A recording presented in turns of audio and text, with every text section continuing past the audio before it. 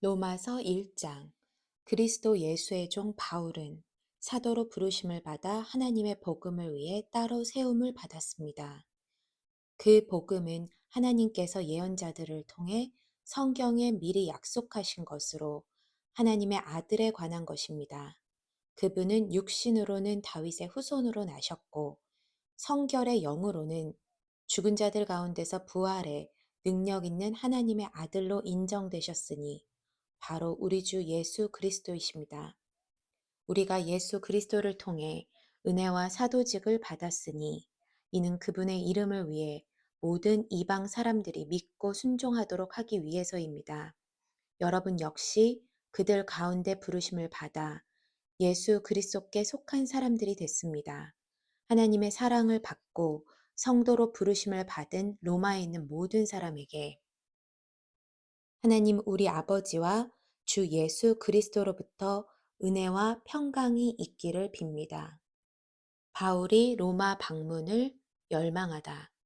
먼저 내가 여러분 모두를 두고 예수 그리스도를 통해 내 하나님께 감사하는 것은 여러분의 믿음이 온 세상에 전파됐기 때문입니다. 하나님의 아들의 복음 안에서 내 영으로 섬기는 하나님이 내 증인이신데 나는 항상 여러분을 기억하며 이제 하나님의 뜻 안에서 어떻게든지 내가 여러분에게 갈 수 있는 길이 열리기를 기도하고 있습니다. 내가 여러분 보기를 간절히 바라는 것은 어떤 신령한 은사를 나눠주어 여러분을 강하게 하려는 것입니다. 이는 여러분과 내가 서로 믿음으로 격려를 받기 위함입니다. 형제들이여, 나는 여러분이 이 사실을 모르기를 원치 않습니다. 나는 이 다른 이방 사람들 가운데서처럼 여러분 가운데서 여러분 가운데서 또 여러분 가운데서도 열매를 맺기 위해 여러분에게 몇 번이나 가려고 했으나 지금까지 길이 막혔습니다. 나는 그리스 사람이든 미개한 사람이든 지혜로운 사람이든 어리석은 사람이든 그 모두에게 빚을 진 사람입니다. 그러므로 나는 로마에 있는 여러분에게도 복음 전하기를 간절히 원합니다.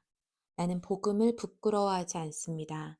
이 복음은 모든 믿는 사람들에게 구원을 주시는 하나님의 능력이기 때문입니다. 먼저는 유대 사람에게요. 다음으로는 그리스 사람에게입니다.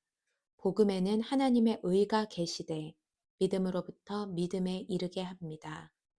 기록되기를 의인은 믿음으로 살 것이다 라고 한 것과 같습니다.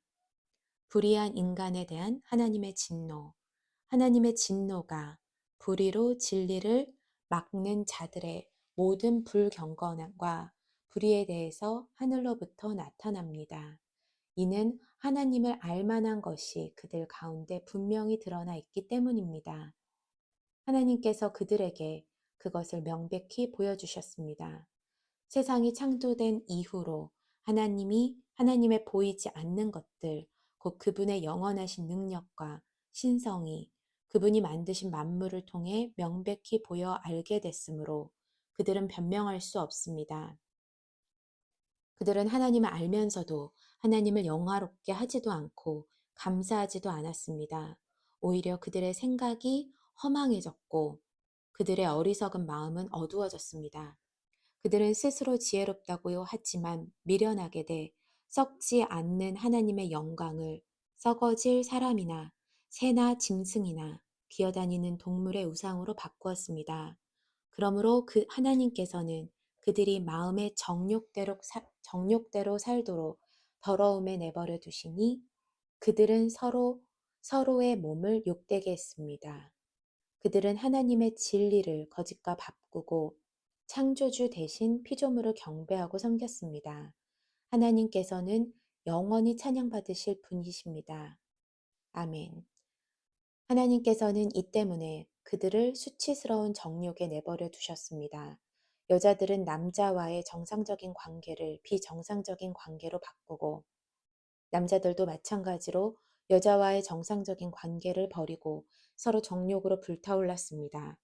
그들은 같은 남자끼리 부끄러운 일을 행했고 이런 타락한 행위로 인해 그들 자신이 마땅한 징벌을 받았습니다.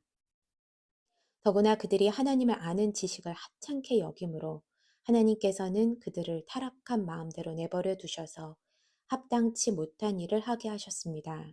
그들은 온갖 불의와 악행과 탐욕과 악의로 가득 차 있으며 질투와 살인과 다툼과 사기와 악독으로 가득 차 있습니다. 그들은 수근거리기를 좋아하고 서로 헐뜯고 하나님을 미워하고 건방지고 교만하고 자랑하기 좋아하고 악한 일을 궁리해내고 부모를 거역하고 어리석고 신의가 없고 인정도 없고 무자비한 자들입니다. 그들은 이와 같은 일을 행하는 자가 죽어 마땅하다는 하나님의 법규를 알면서도 그런 짓을 계속할 뿐만 아니라 그렇게 행하는 자들을 옳다고 합니다. 로마서 2장 하나님의 의로운 심판.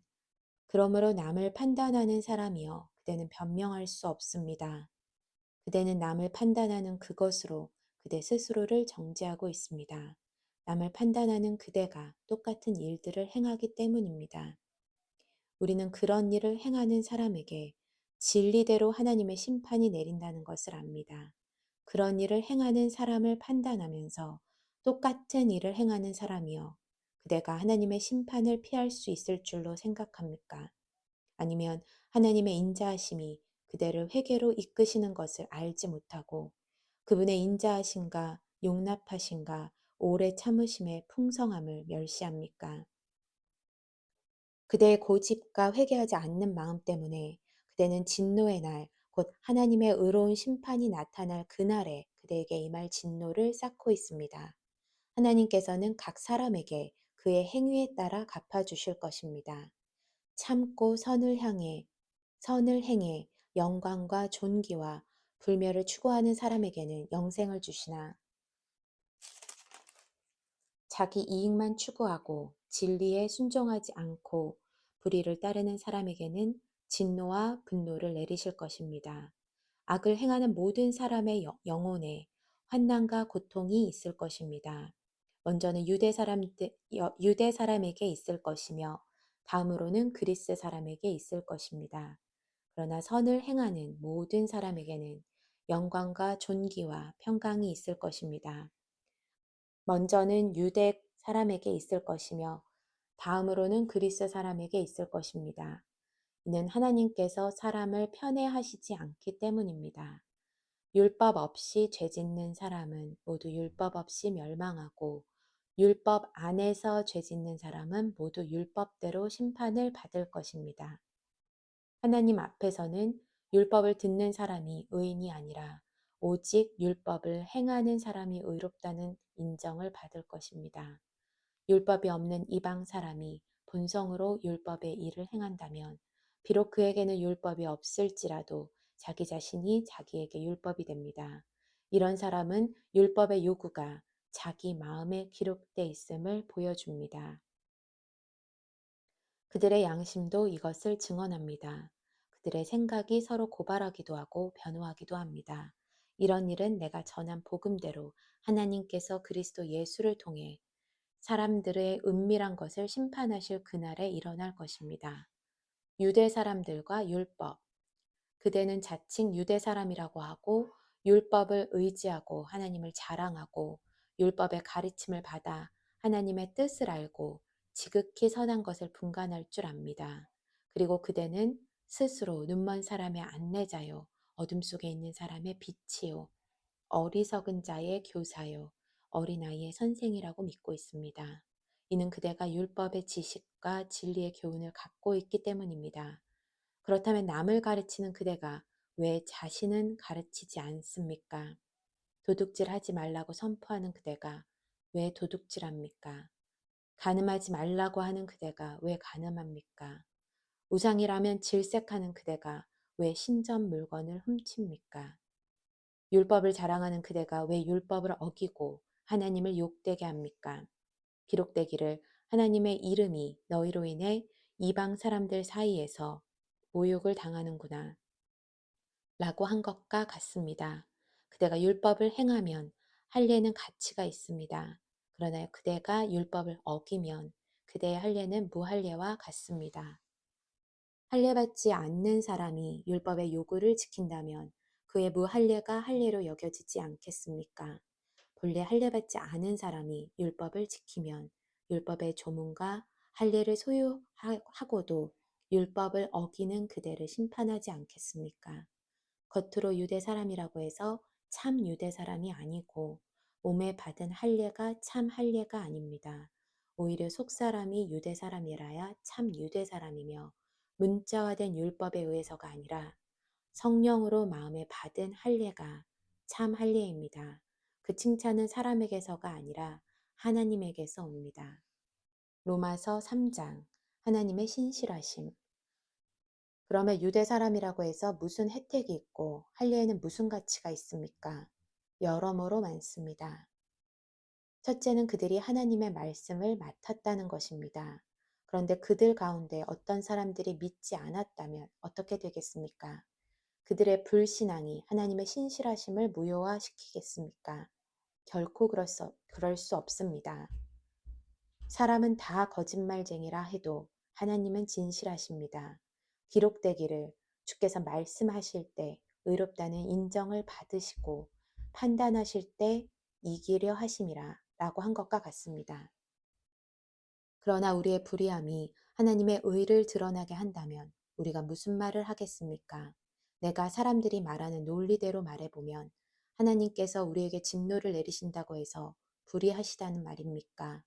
결코 그럴 수 없습니다. 만일 그렇다면 하나님께서 어떻게 세상을 심판하실 수 있겠습니까? 그러나 어떤 사람들은 반박할 것입니다. 내 거짓으로 인해 하나님의 진실하심이 더욱 풍성해져서 그분에게 영광이 됐다면 왜 내가 여전히 죄인으로 심판을 받느냐? 그리고 선을 이루기 위해 악을 행하자라고 말하지 않겠습니까? 어떤 사람들은 우리가 그렇게 말한다고 비방하니 그런 사람들은 심판을 받아야 마땅합니다. 의인은 없다. 그러면 무슨 말을 해야 하겠습니까? 우리가 더 낫습니까? 결코 그렇지 않습니다. 유대 사람이나 그리스 사람이나 다 죄 아래에 있다고 우리가 이미 선언했습니다. 기록되기를 의인은 없으니 하나도 없고 깨닫는 자도 없고 하나님을 찾는 자도 없다. 모두 곁길로 행해 다 쓸모없게 됐다. 선을 행하는 자가 없으니 하나도 없다. 그들의 목구멍은 열려있는 무덤이고 혀로는 거짓말만 일삼으며 그들의 입술에는 독사의 독이 있고 그들의 입에는 저주와 독설이 가득하다. 그들의 발은 피 흘리는데 민첩하며 그들의 길에는 파멸과 참담함이 있어. 그들은 평강의 길을 알지 못했다. 그들의 눈에는 하나님을 두려워함이 없다. 라고 한 것과 같습니다. 율법이 말하는 것은 율법 아래에 있는 자들에게 말하는 것임을 우리는 압니다. 이는 모든 입을 다물게 하고 온 세상이 하나님의 심판 아래 있게 하려는 것입니다. 그러므로 율법의 행위로는 하나님 앞에서 의롭다 인정을 받을 육체가 없습니다. 율법으로는 죄를 깨달을 뿐입니다. 믿음으로 말미암은 의. 그러나 이제는 율법과 별개로 하나님의 의가 나타났습니다. 이것은 율법과 예언자들이 증언한 것입니다. 하나님의 의는 예수 그리스도를 믿는 믿음으로 인해 믿는 모든 사람에게 주어집니다. 거기에는 차별이 없습니다. 모든 사람이 죄를 지었으므로 하나님의 영광에 이르지 못합니다.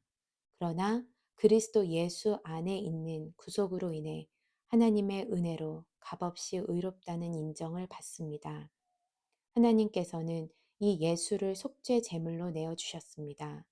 의롭게 되는 것은 예수의 피를 믿음으로써 이루어집니다. 이는 하나님께서 오래 참으시는 가운데 과거에 지은 죄를 간과하심으로 그분의 의를 나타내시기 위함입니다. 지금 이때에 하나님께서 그분의 의를 나타내신 것은 자신이 의로우시며 또한 예수를 믿는 사람들을 의롭다고 인정하시는 분임을 나타내시기 위함입니다. 그렇다면 자랑할 것이 어디에 있습니까? 전혀 없습니다. 어떤 법으로 입니까? 행위로입니까? 아닙니다. 오직 믿음의 법으로입니다. 우리는 사람이 율법의 행위와 상관없이 믿음으로 의롭다는 인정을 받는다고 생각합니다. 하나님이 유대 사람만의 하나님입니까? 이방 사람의 하나님은 아닙니까? 진실로 이방 사람의 하나님도 되십니다. 할례 받은 사람도 믿음으로 인해, 또한 할례 받지 않은 사람도 믿음으로 인해 의롭다고 인정하실 하나님은 한 분뿐이십니다. 그렇다면 우리가 믿음으로 말미암아 율법을 파기합니까? 결코 그럴 수 없습니다. 오히려 우리는 율법을 굳게 세웁니다.